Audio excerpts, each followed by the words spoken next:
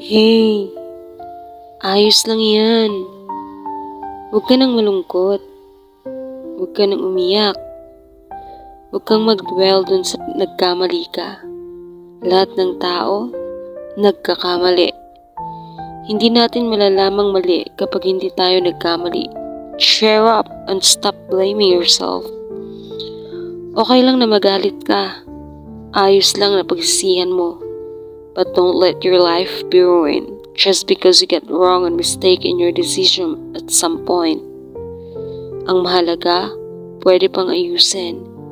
Ang importante, nakita mo agad na kailangan mong i-fix o may kailangan kang i-fix. Life will always choose an experience after we will surpassed.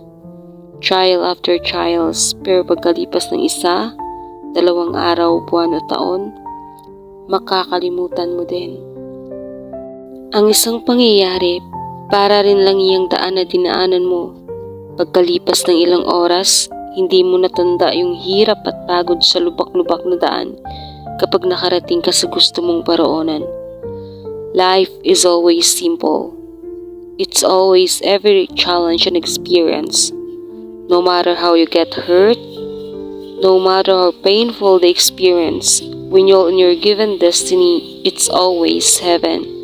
So tuloy lang. Pag nagkamali, subok ulit. Pag pumalpak, bangon at laban ulit. Hanggang nakakabangon ka, kakayanin mong manalo ipanalo ang laban. This is Rilin, your lovely angel.